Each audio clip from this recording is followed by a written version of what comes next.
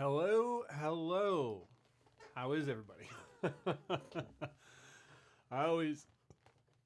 I'm like, is this gonna work? I just have no confidence in this rig at all. Hope everybody is well. Good to see Mr. Collins first on the block. Mr. Ike, good to see you. And Ardo, good to see you. Hope everyone is well. Ike is saying, volunteer work, no comments, listening only. Scott, rock on with your bad baritone cell. Thanks, man.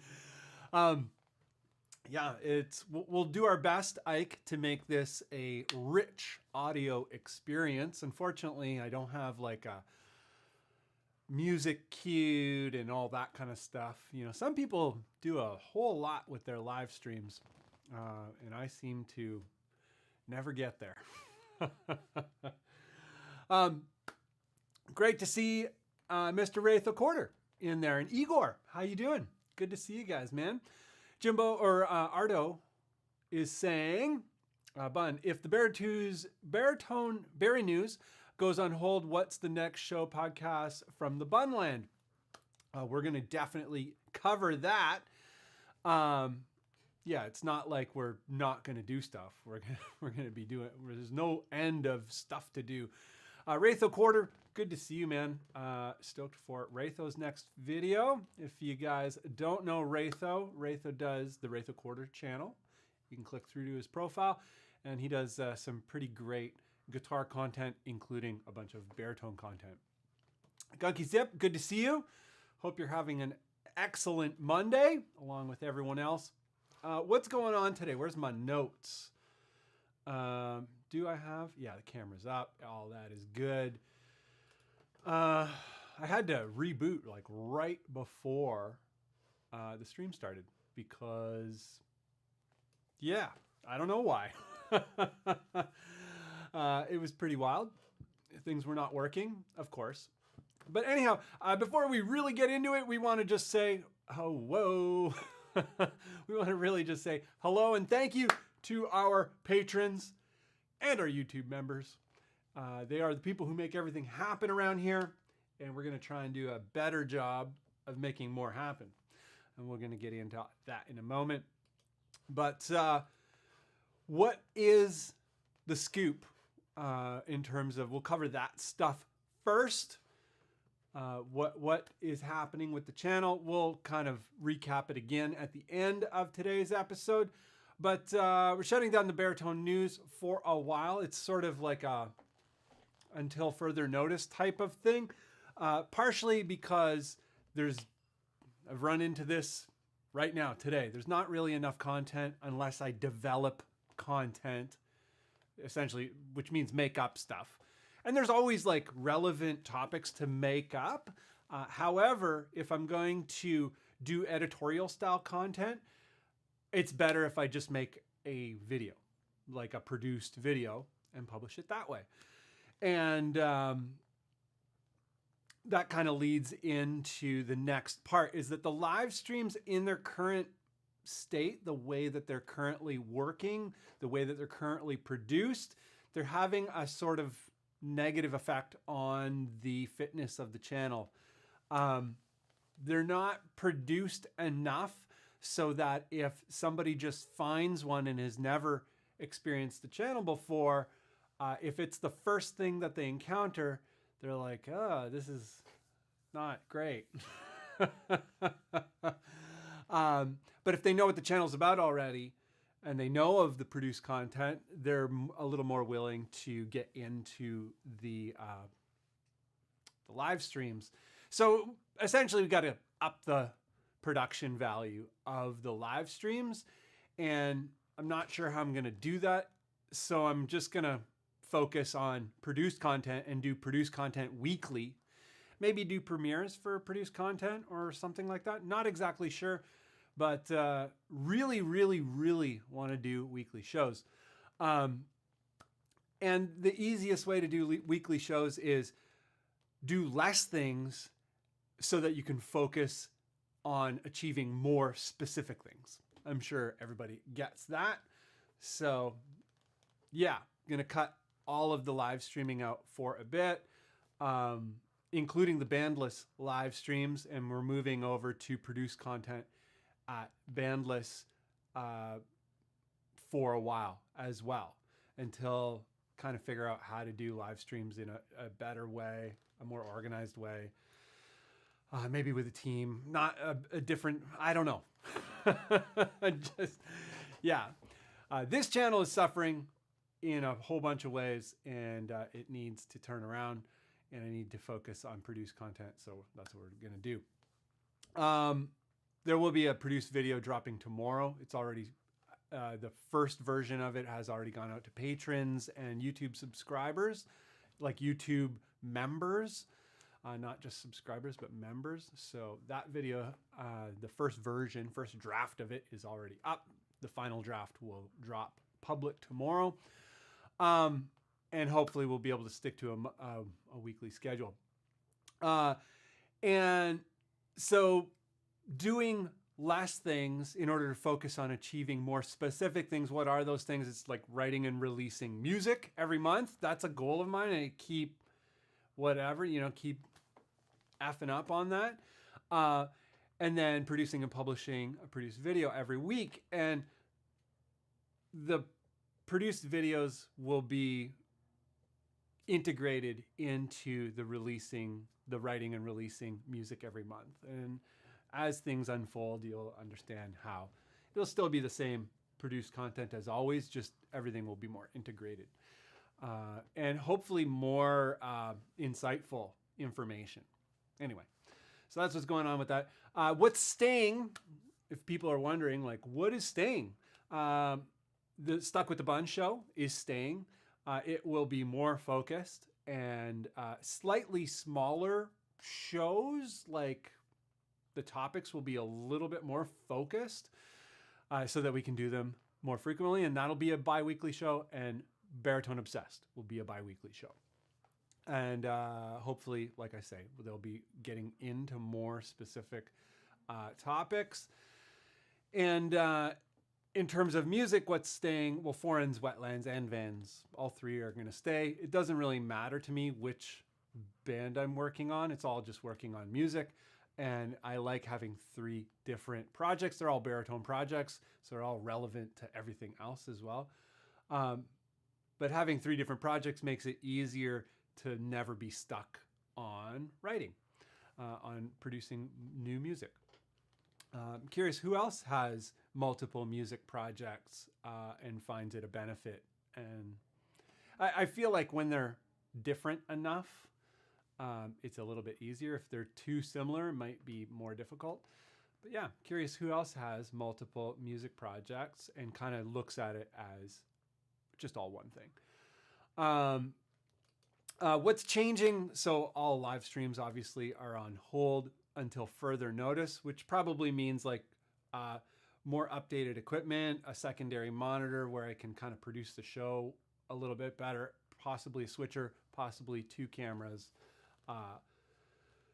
like for that stuff and not a webcam, and just something so that when a person from the wild internet lands on the channel for the very first time and possibly lands on a live stream, it's not like, ooh, this is bad. Like, in order to understand what's going on with the live streams, you have to kind of already be with the channel currently in their current state. So yeah, also the 411 and Into the Unknown, that's also on hold until further notice. And it's just going to be the two shows, Stuck with the Bunn and Baritone Obsessed.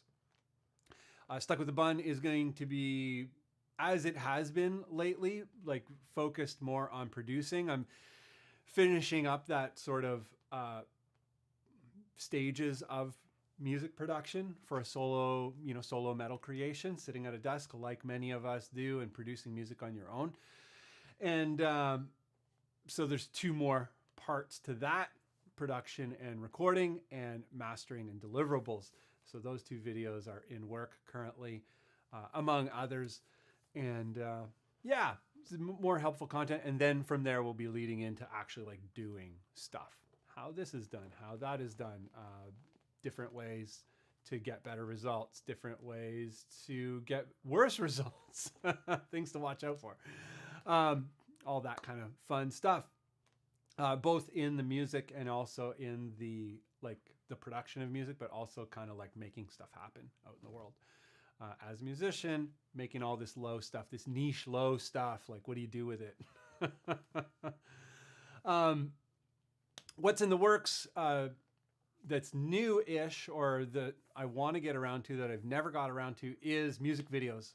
I started in video, making music videos, and I never ever made myself a music video. I made music videos for other people, and then from there I kind of ended up starting to make videos for YouTube and trying to learn more about making videos so that I could make better music videos, and I never did. So I'd like to start making music videos. That's a new thing I want to add to the curriculum, as well as tutorial content, as I mentioned already, for bandless instead of a weekly live stream. For the time being, we're going to do pre-recorded tutorial content.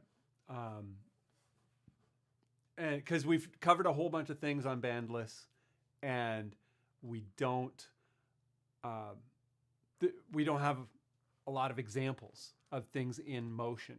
So we're going to focus on a lot of the technical things that we've covered and be like, this is how it's done and how easy it is for you to do, you know, in a few steps type of thing.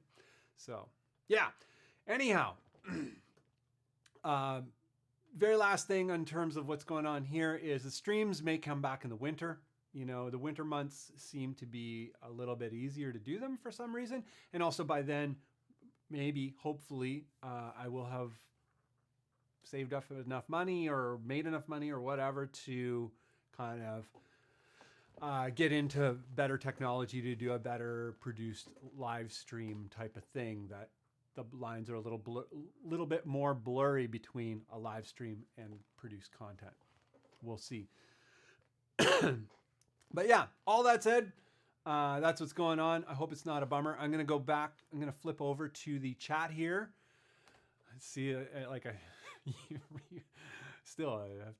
don't even know what's going on because it's hard to do this the way that I'd like to do it. Anyway, Jimbo Collins,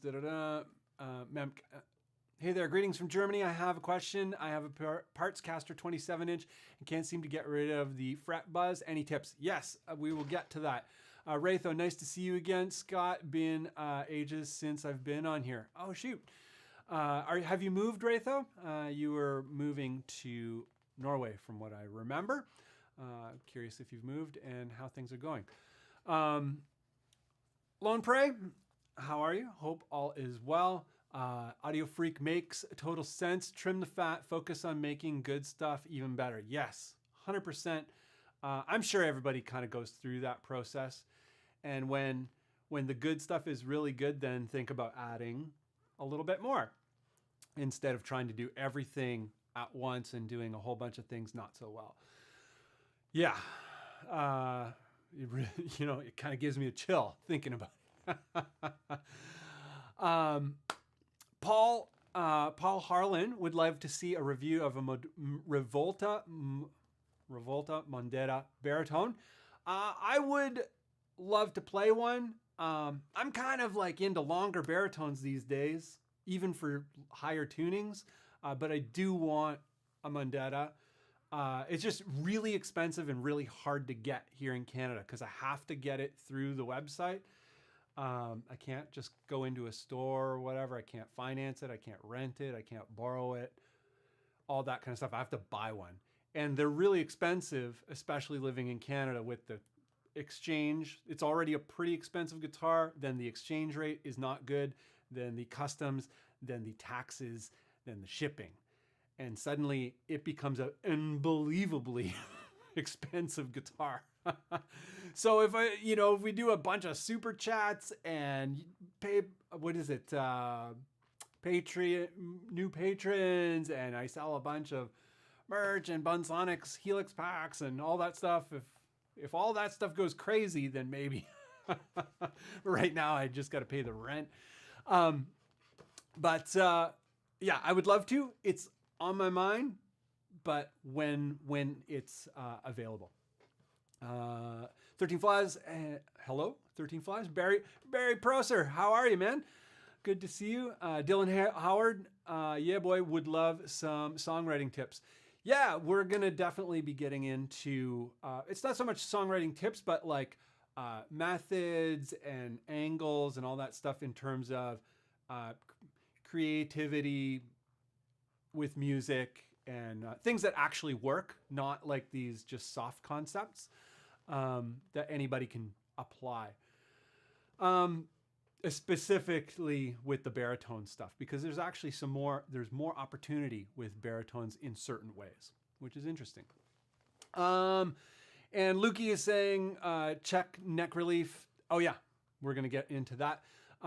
Gordon, hey Bunn, been a while since I made it to the stream. How are you, man? I hope all is well in Croatia, lovely Croatia. It's summer there. Must be nice. Brody, hello. How are you? Arto, cheers, Bunn. It's 1400 hours in the north. Finn. Oh, shoot. Right. Not 1400 hours. It's early morning. It's like 1:14 or whatever. I don't know army time or metric time, I guess it's called. Message retracted. Dylan. Damn, you've just reminded me to jump on your HELIX tones. Oh, 13 Flies. Thanks, man. No pressure, by the way. I'm just saying. But we're going to get into it here. The very first thing on the list, we typically set up this thing with a little point. How, Jose Tossin is saying, how about bass overdrive or bass distortion pedals for baritone guitars into guitar amps? The video that this was left on kind of gave the comment more context. And this comes up quite a bit. What is more popular is the whole idea of, can I use a bass amp or should I use a bass amp for a baritone guitar and all that kind of stuff?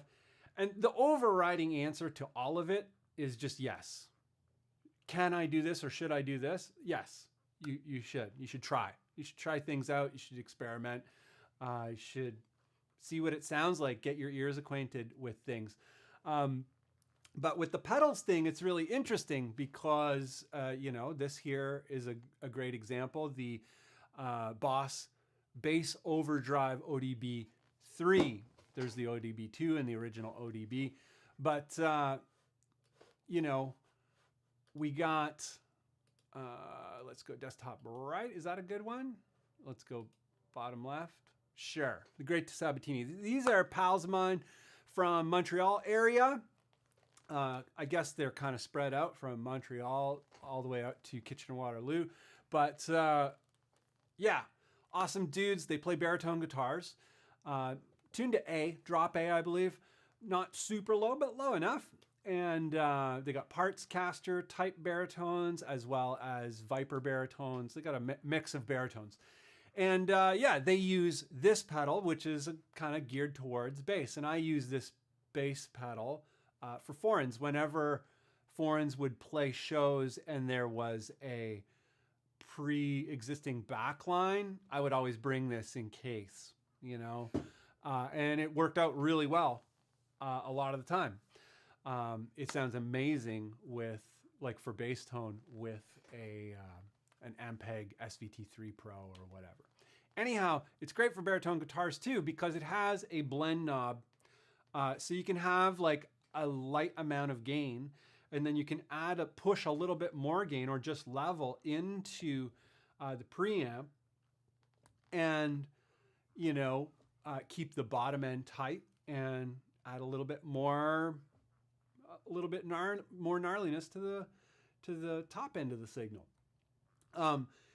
It doesn't really have a crossover per se, but yeah, it's a bass pedal and you can use it for baritone guitars, and these guys do it to great effect. I can't play the music because I'll get a copyright strike, but I'm putting it up here so you can see it and you can check it out for yourself.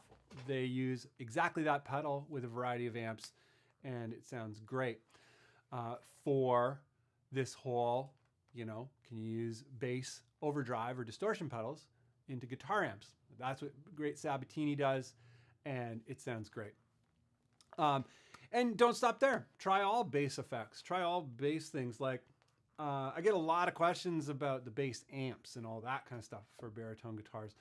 I'm like, you know, just try it out, just so you know what it sounds like. The more that you know how things sound, the better, the more educated you are in terms of making decisions for yourself that are going to bring your creativity really to life. So yeah, that's the first thing on today's news item. That kind of a comment keeps coming up quite a bit, and I figured we'll address it. But the next bit, oh yeah, I forgot about this already. So quick. Top right, is that a good one? Maybe bottom right? I don't know. So I've been adding resource pages to the Bunn website, just general resource pages that I think might be helpful, like really simple and possibly helpful. This is not, some people think, oh, are these affiliate links? None of them are affiliate links. They're just like to try and make it easier for people to get around. And this one here is guitars, baritone guitars. It's not the full list. I'm not done, but it's quite a few. It's like 20 or 21 or 22, I think it's 22 guitars so far. Current production models. We're going to get into it. I'm going to paste the link so you can follow along if you like. But yeah, we'll just go through it here. It's all the current baritone models from 27.5 inches in scale up to 30 inches in scale that are production models. This index does not include semi-custom, custom, or pre-order guitars. It is only production guitars. Only 27.5, only 6-string, because it just needed to be really focused, and there is a severe lack of highlight on this out in the world as a resource, as a means to navigate. People got to go find it all themselves, and they miss a lot of stuff, whatever. So this is, you know, my current list. I still need to add a bunch of updates to it, but there's quite a bit here to get started. The recommended part here you'll see for A1, G1, or F1 drop, or F1 standard, whatever, the recommended, it refers to the lowest tuning in which the instrument still works decently. You can go lower if you want. I'm just putting it out there for people who are looking to get the best results possible, or, you know, are not interested in pushing the guitar way beyond. You know, a lot of people get a 30-inch baritone and then they do kind of like a Les Paul, and that people take Les Pauls and push them to G or A or whatever. And then they're like, why, you know, when they play high up the neck, they're like, why does everything sound terrible? Why is it out of tune? All these questions. I'm like, well, it's the same thing. You take a 30-inch scale guitar and you start tuning it to significantly into bass territory. Yeah, it's not going to be great. There are a lot of people who don't care, and I'm not talking about those people. This is that resource, that little bit for people who are interested in sort of the finer limits of things. It's not a limit. It's just like a little zone where the guitars tend to peak out. You know, if you go much lower than that, you start to get not the best results. And if you're looking for the best results, yeah. Because if you run out and buy a baritone guitar and you're like, oh, I was hoping it would be so much better. Well, a lot of times when people get the baritone guitar and they're like, oh, it's not very good, it's really bad, it's because they're pushing it way beyond, they got the wrong scale length, or, you know, they're trying to do something that they're not really happy with the results. If you're happy with the results, great. I'm not talking about those folks. Those folks are happy, and that's all you need to be, is happy. So I hope this list is helpful. Like I say, it needs some updating. I still have much to add. This is what the text that was formatted and easiest for me to kind of plop it in and get this page going. And I finished it this morning. What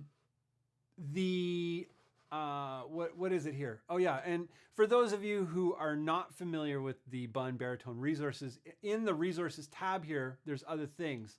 So some of you already know this, but there's the baritone conversion neck indexed, which includes some sort of bass 6 stuff as well, limited, but some. But conversion necks from around the world, including a few custom options. And then I retitled this one to hopefully make more sense of what it seeks to do. The scale tension tuning index.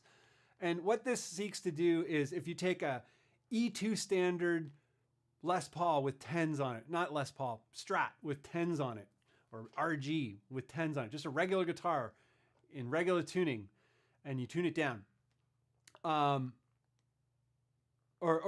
you want to tune down rather.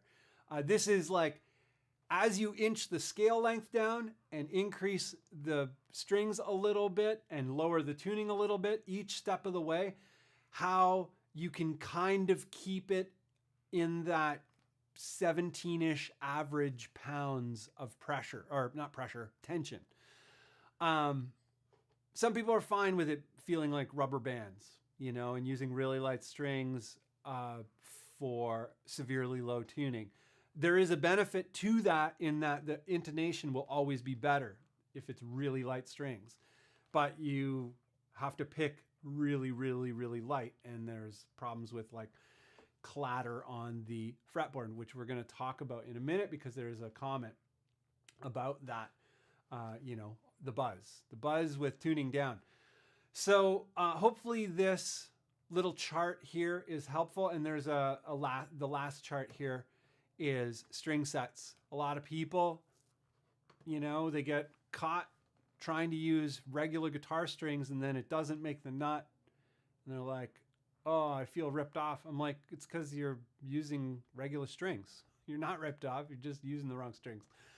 So this is a string index, a string resource index of all of the strings that I know of that are out there, specific for baritones, and also longer scale, super heavy, like super low tune basses. Because I get a lot of messages about that. I'm like, it's time to just put up resource pages so that people can just go there and take care of their business. So I hope that's helpful, and we're going to get back to the comments here. I got to switch my camera. I need another screen. Bam. So I believe it was Partscaster, Memk. I hope I'm saying that right. You know, Partscaster 27-inch scale, can't seem to get rid of the fret buzz. Any tips? There's a bunch of things going on. And one of the things is, you know, what do you tune to? What are we going to do here? I need another screen so bad. Bottom right. So we'll go back here, and we're going to start just so that we have some reference. And we're going to go the tension index. So Memk, you know, what tuning do you want to go to? You know, is it on this index? First of all, are you in A? Are you in E1? Like, how low are you tuning? What is the tuning type? How long is the scale length for the tuning? You know, 27 isn't very long. So if you're tuning lower than A, you might start getting really bad results. And there's lots of, you know, people will be like, oh, lots of people use short guitars for G and F and all that kind of stuff. I'm like, yeah, but you know, when you play those guitars yourself, you're like, oh, this is actually terrible. They're just using so much gain, or they're playing in such a way that they're playing around the problems. A lot of people play around the problems or use so much gain that you can't hear it, or play to the shortcomings of the instrument, which is all valid. I'm not saying you can't do those things. But if you're trying to get rid of the buzz, definitely start with like a tuning and a scale length and a string set that all kind of matches up and is the optimum. That's the first thing. And then somebody else, what do we got here? Bam. Oh, I see some things from friends. Thank you, friends. We're going to get to that in a minute. I'm going to just cap off on this one. So Memk, what was the other thing that we were talking? Oh, okay. And the last thing would be your setup. You know, is the guitar set up at all? Is there any relief in the neck? How is the nut cut?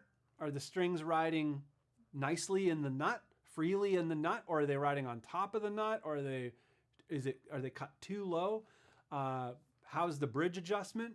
You know, is it too high, too low? If it's really rattly, it's probably too low. And yeah, then the frets, are the frets level? Like I've had a few guitars, I've had them leveled, the frets leveled a few times. Nickel frets wear out pretty fast if you play a lot, and can be really problematic, especially when you start tuning lower. You know, setups become more challenging. A good setup. I like really, really low action, so I need a really good setup. So all of that is food for thought. The last thing is, how sensitive are you in your head, like your perception?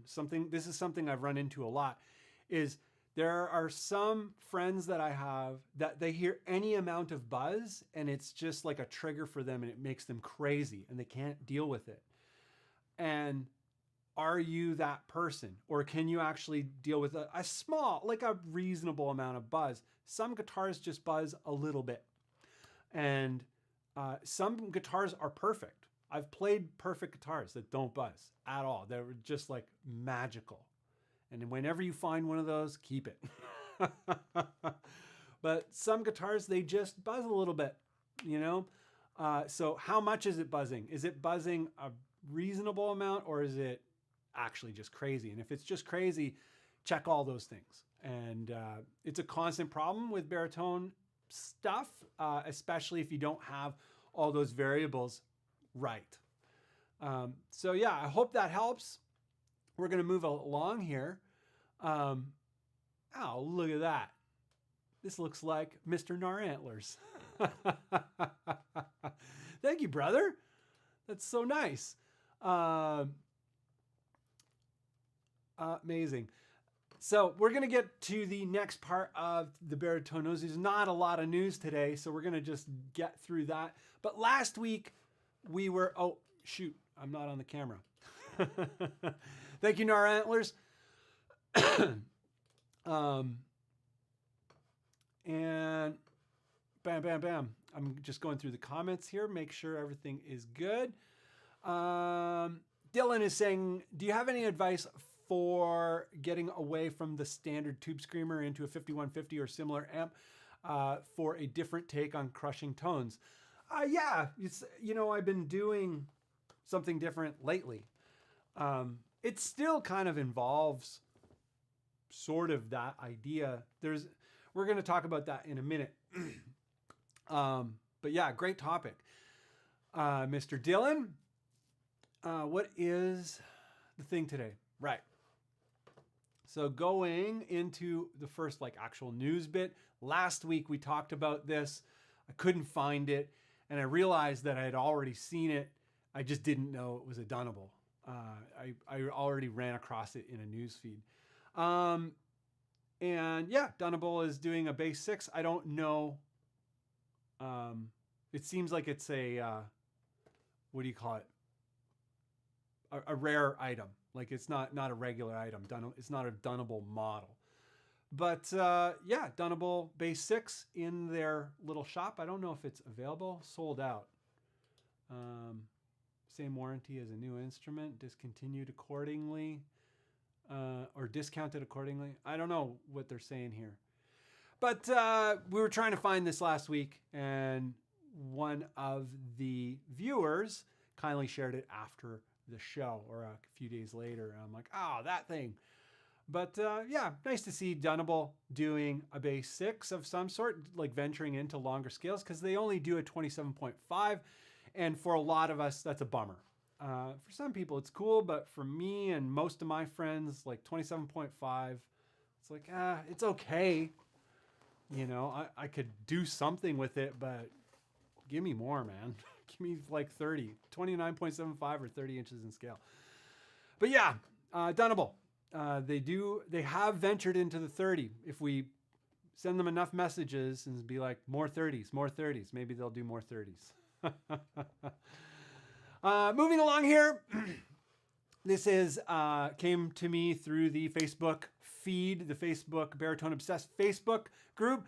Fella by the last name Shuttlewood, does Shuttlewood guitars, a custom builder, made this beautiful Dingwall-esque type bass. It's got some Dingwall kind of vibes, but I like this more than a Dingwall. I wouldn't mind one for myself. 3734 fan, I believe. I'm not exactly sure. I'm pretty sure it's a 3734 fan.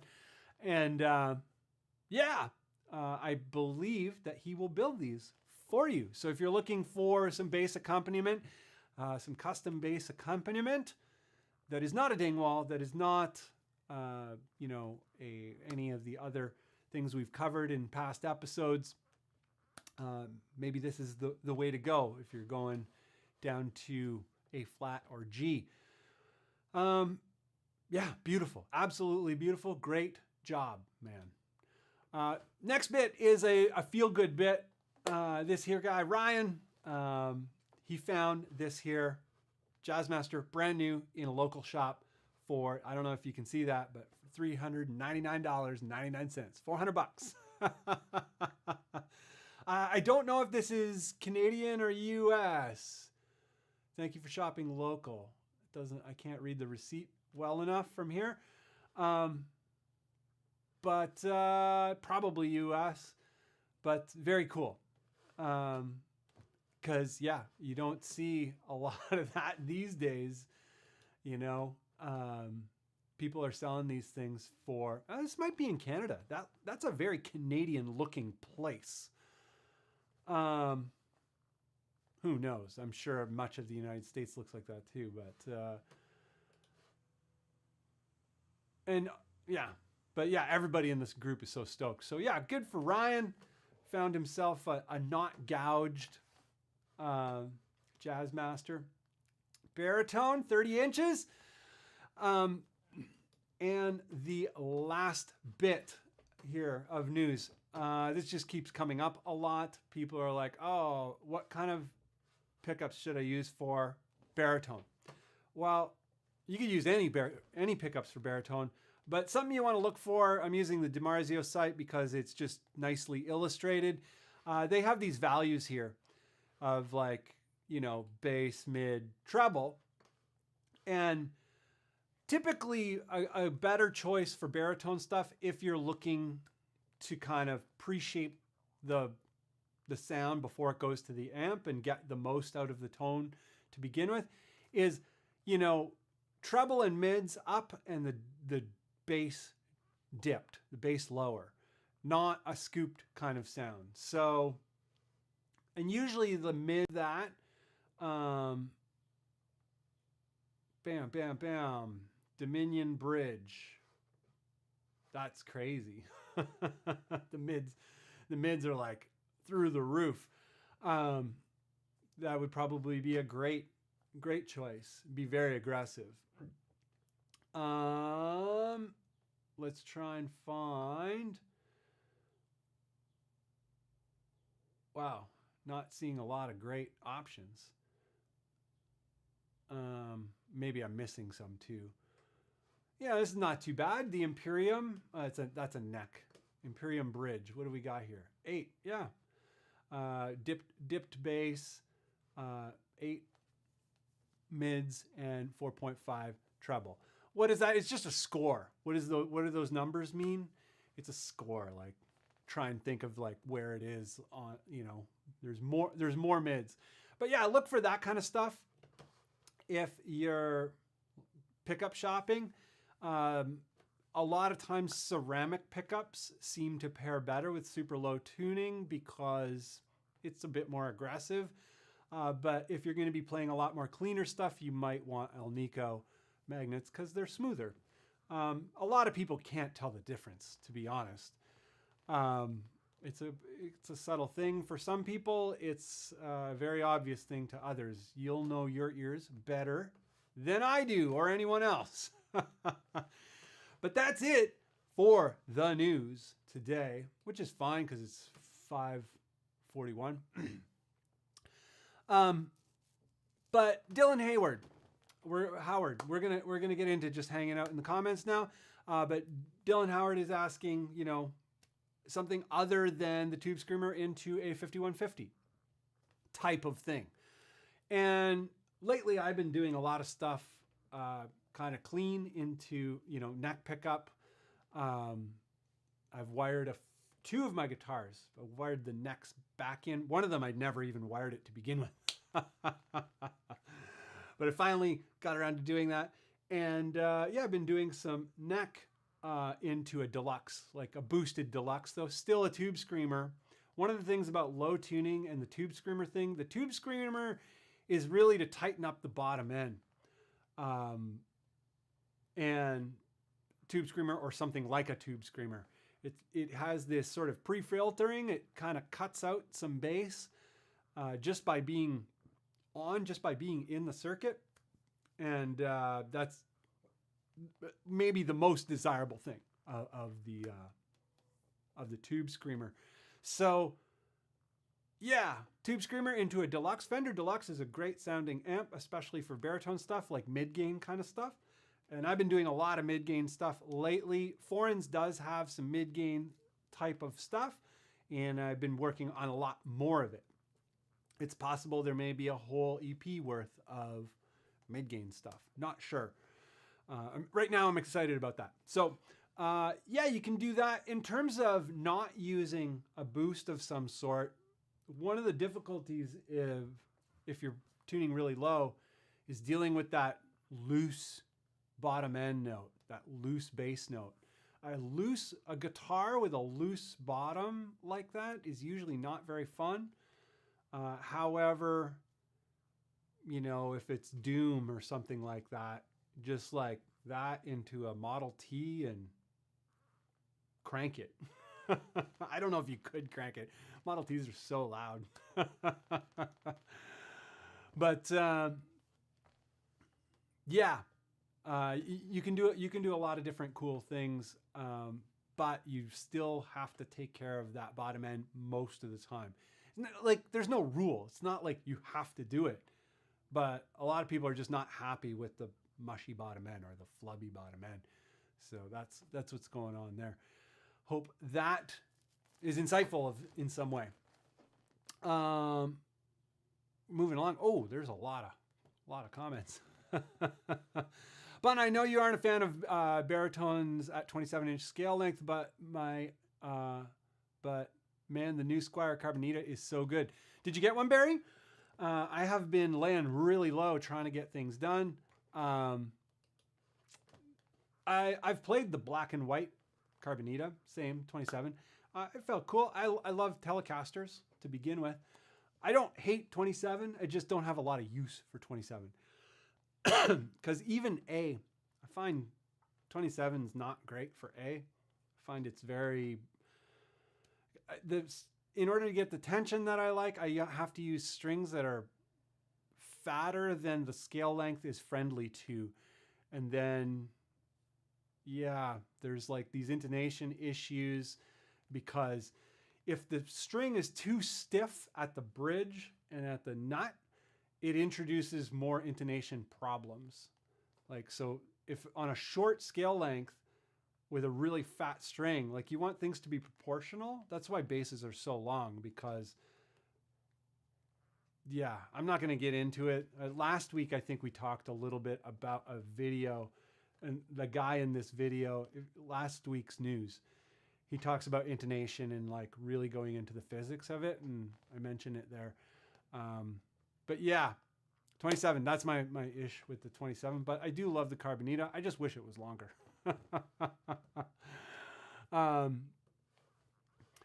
And you have yours. What kind of strings do you have on yours, Barry, in drop G? I can't. I have a 27-inch scale Viper, and I can't play it in G.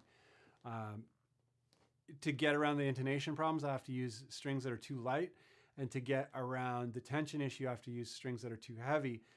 And no matter which way I go for G, it's not favorable. I'm really particular though. Like I want it to be amazing. There's certain things about what people are playing, how they are playing, what kind of material they're playing, all these sorts of things where it may not come into play. It might not be an issue. So I try to bring that up all the time. Oh, I'm still on the thing here. See, I need another screen. So yeah, 27, don't have a problem with it. It's just, it comes with challenges that I'd rather not have. So I just go for longer scale guitars that have no problems that way for me. So I hope that makes sense. Lemon Melon, speaking of Warmoth Bass 6 builds, just got an unfinished 30-inch Chinese made neck on eBay, and I'm really impressed with the quality. We'll update on the build when more progress is made. Yeah, I'd love to know more about that. Who's doing these 30-inch knockoff necks? Is it a Fender style neck, Fender style headstock? Very, very curious there, Lemon Melon. 27 scale drop A flat string recommendation for 68 to 14. Yeah, you're not going to get great results. And the problem with 27 Moses is the thicker the string gets on 27, the worse the intonation gets past the 12th. However, it depends. Do you play the low string mostly down low? If you do, then probably never really gonna see many problems. But if you play chord forms up high on the neck using the low string, it's a huge problem. I do that a lot, so I can't use that. But like if you don't play chord forms off the low string, high up the neck, it might not matter. Just go for it. Just put whatever strings you feel comfortable with, and it's probably gonna be good. I don't know if that's helpful, but yeah, where is it? Scale pitch, da-da-da-da. We'll switch to the bottom left. This page here might be helpful to just give you an idea of sort of optimization for the combination of scale length, string gauge, all of that stuff, everything combined. So yeah, hopefully that's helpful. Let's go back to that. And what else we got? Jaden Bass. Oh, you guys are jamming out there. Yeah, it's funny. I've tuned to drop G on a 24.75 inch scale guitar with 11 to 56 10 to 56 strings, and the intonation was great because the strings were so light, but the playing, it had to be so light because they were like rubber bands. But some people do that, like Jason Richardson. He's all about that because he's like, it's all virtuoso stuff. So he's got to play really light anyway.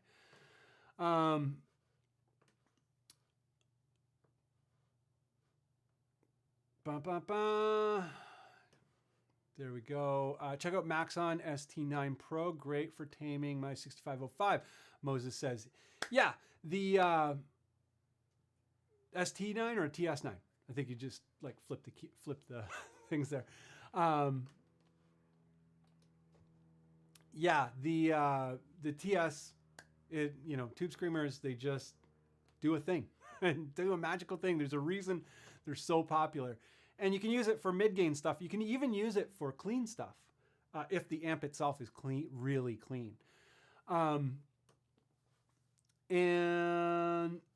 Nar Antlers is saying the physics thing again. Yeah, totally the physics thing again. That is such a good video in terms of the way the guy explains things. He explains really complex things in a pretty easy to understand format, which is what makes the video so good. So it can be communicable to almost anybody. You don't need to understand physics to understand the guitar physics. So yeah, it's great. Some of the stuff it gets a little bit more advanced, but most of it is very useful. Ben Kelly is saying, thinking about a DiMarzio PG-13 in the bridge of a Gretsch Barry. It uses mini humbuckers, so I'm limited. Any experience with those? Yeah, it's funny you bring that up. The video that I'm dropping tomorrow talks about exactly that. I'm not going to give too much away. But so one of the things that I've found with the Gretsch, anybody who's getting into the Gretsches, they're fantastic guitars. Right now, it's one of my most played guitars. The G6505, whatever the number is. Who cares what the number is? But the Jet Baritone, I got the Bigsby version. I love the pickups that are in it. I wouldn't mind trying some other pickups, but people are changing the pickups. No matter which way you go, there's some kind of a challenge. So if you go with the mini hums, the mounting holes for the mini hums, they don't quite line up. So you kind of have to do that. And P90s, the mounting holes, go right into the channel where the wire is supposed to go.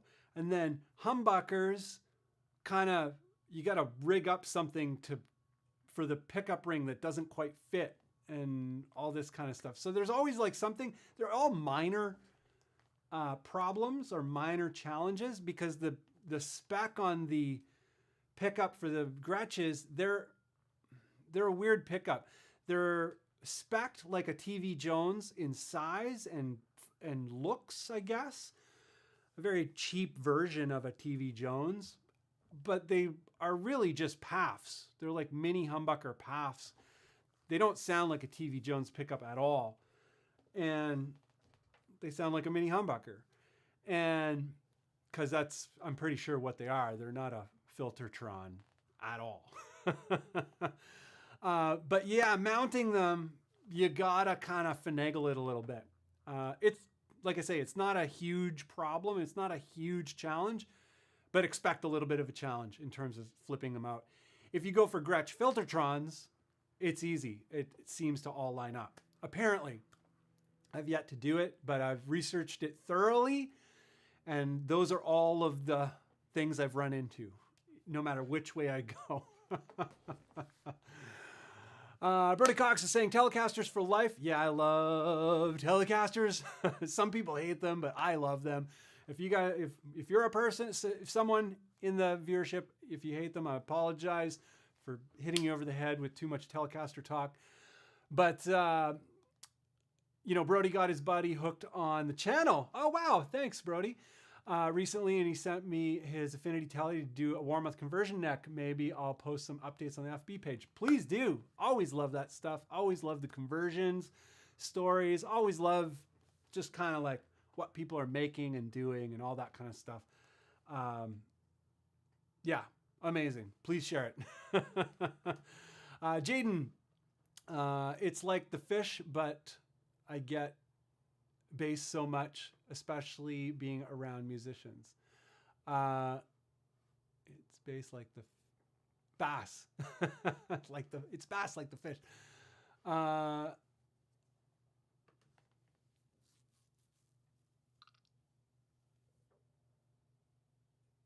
Oh, Jaden Bass. I get it. I get where you're trying. I was trying to put that together. I'm like, huh? Did I miss something in the previous conversation? It's your name, Jaden Bass. Well, I was calling you Jaden Bass. Yeah, I guess a lot of people are like, hi, my name's Nelson Guitar 2150. You know, like people use the instrument that they play in their usernames a lot. So yeah, I guess that's where my mind went there. Apologies, Jaden.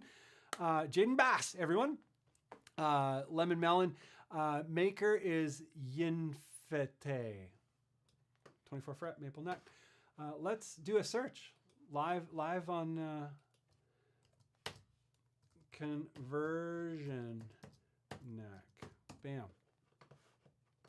Holy jumping. We got some results here. Shop. This is insane. Conversion neck, 22 fret, 30 inch maple rosewood fretboard block conversion. What else does it say? Unfinished. That's fine. Finishing isn't too hard. What's the neck pocket on this? Looks like a Fender style neck pocket. Block. That's interesting, man. Holy. 22 fret too. Like I'm big into like 21 fret, 22 fret. I don't like 24 fret personally. So to get a long boy that is, 21, 22 frets, that's amazing. It doesn't say anything about the heel. Like what is the neck pocket type? I'm sure it's Fender. It's probably Fender. What's yours? Great to know. I'm going to put the link in there. I'm also going to share this to the post this on the neck conversion resource. I don't know how reputable they are, but worth exploring. I don't know. Maybe we'll get some more feedback on it first before we share it as a regular resource. Is the volume okay? Yeah, the volume's okay. Bam, bam, bam, bam. Dylan, FYI, for your baritone Jazzmaster players out there, Dunable will put any of its pickups in a Jazzmaster size case. Oh. Pretty sick if you ask me. Yeah, that's cool. A lot of these guys will do that. Like Curtis Novak and Loller and Rio Grande and a lot of the pickup builders, the really boutique ones as well as the more common ones, they will offer, doing a Jazzmaster pickup cover, but a regular PAF humbucker in it or whatever, even something else, as long as it's going to fit in the body. That's the only thing to consider. And what a lot of people don't understand or don't know is Seymour Duncan offers full custom shop. Right now, they're really behind. They're not taking custom orders, but they might have caught up by now. I don't know. You're going to have to double check. But Seymour Duncan will do the same thing. If it's possible to take a pickup design and put it in any of their housings, they'll do it for you. Their custom shop is really affordable. Maybe more affordable than a Curtis Novak or a Lawler or something like that. Not to say that, Lawler and Curtis Novak make beautiful pickups, but so does Seymour Duncan. So yeah, great food for thought. Thank you for sharing that, Mr. Dylan, because it's good to have more options. And if one place is backed up, maybe you can get it somewhere else like Dunable.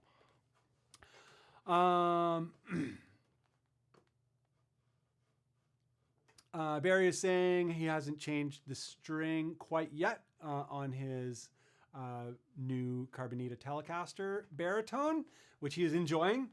I love the way they look. Yeah, if I did a custom guitar, there's quite a few customs I would do, but one of them would be a Carbonita style Tele.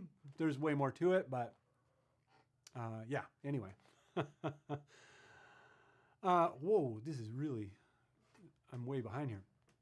What are we at? 59. We're going to shut her down soon. Strat size neck pocket fits perfectly. Lemon Melon is saying about these guys. So apparently it's a Strat neck pocket, fits in great, and all is good. That's good to know. I want to try it out because their prices are insane because they're like Chinese prices. No finishing though, so there's some work to be done. Jimbo Collins saying, pretty sure I have a Yinfinite in my Iceman. Oh, crazy. His was 24 fret, 30 paddle headstock with no inlays, cost less than $70. I'm going to try it out at that price. Yeah, amazing. What do I have for Strat neck pocket or Fender neck pocket guitars right now?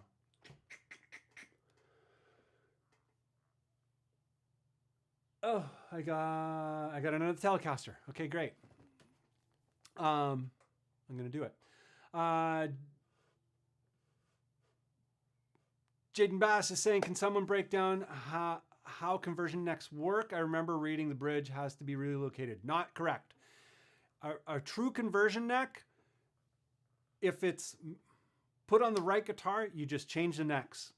You have to re-intonate. You have to redo the intonation. Just a minor adjustment. But yeah, if it's the right conversion neck, you just take the old neck out, you put the new neck in, it's a new scale length. The frets are already placed according to the new scale length. That's the part that you need to be aware of.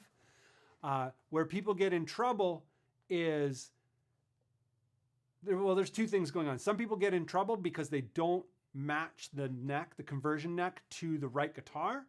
They'll use it for a short scale guitar, and they'll use a 25.5 to 28.625 conversion on a 24-inch scale student size guitar, and it doesn't work. In that case, you can move the bridge, but you need to know where to move the bridge. And there are people in the Baritone Obsessed Facebook group who do these sorts of things, but they have quite a bit of experience with it. If it's your first time, I wouldn't get into that. I would go for a straight conversion. So if you have a Telecaster or a Stratocaster, there's 25.5 inches in scale. Any Fender-based conversion neck will work. So that is the place to start. Nar Antlers says, Seymour Duncan can't put a Hot Rails in a lipstick pickup. I tried. Right. The actual lipstick itself would have to be way bigger for it to work. It's possible, Nar Antlers, like physically possible. Like in the world of engineering, it could be engineered, but in terms of standardized parts and all that, not possible. But I'm sure we could engineer something, Nar Antlers, get that physics going. Anthony says, hi, Bunn. Hey, all, tuning in for some baritone good news or news goodness. Good to see you, Anthony. I hope you are well. Barry, have a good night, man. True conversion next. Brody Cox is saying, conversation, inner chat conversation. And Brody Cox, non-conversion neck will require you to adjust the bridge and equal part. Right. Okay, we're all talking about all on the same page. That's cool. Cool. So I think I made it to the end of the chat here. So we're going to shut her down. And just to kind of review the beginning of what we started with, the live stream is going to be shutting down for a while. And we're going to be focusing on produced content. We're going to try and get that produced content to be weekly. There's a video coming out tomorrow. Produced video coming out tomorrow. And, hopefully we can repeat that every week.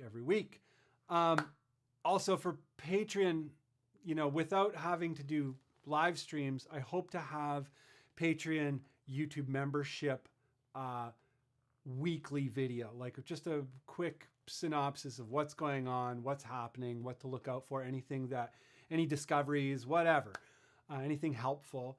And I hope to do those on Wednesdays. Every single Wednesday, a new video, just kind of like synopsis of what's going on and how, like I say, anything that might be helpful or a new discovery or whatever. Similar to the things that we talk about here and on Bandless, but in a pre-recorded fashion, a little bit more poignant, and in Patreon and YouTube memberships. So the live streams are going to go away for a little bit. They may come back with better technology. Hopefully that's the case. in the cold months. But we're going to be focusing on produced content and musical output. A lot of musical output, Vens, wetlands, foreigns, a lot of that in the works. Hopefully it starts to trickle out soon. I'd like to thank everybody for being here. If you'd like to catch up with the Bunn, all of my links going to all my places are in the chat. And I'd like to thank everybody at Patreon and YouTube memberships because, yeah, these people have been instrumental in anything happening here. It's been a learning process. It's a constant learning process. I don't think you ever stop learning. And keep in mind the new Baritone resource page with all the guitars. I'll put that in one last time as well. Anybody who's like trying to figure out like what are all the options? That's all of them. 27.5 to 30. Well, there's still a few more to add, but majority of them are there. Production guitars. Anyhow, I'm gonna kick off here. Oh, I'm still on that screen. I'm gonna kick off. Have a great night, and yeah, we'll see you. We'll see you in the groups and all that kind of stuff.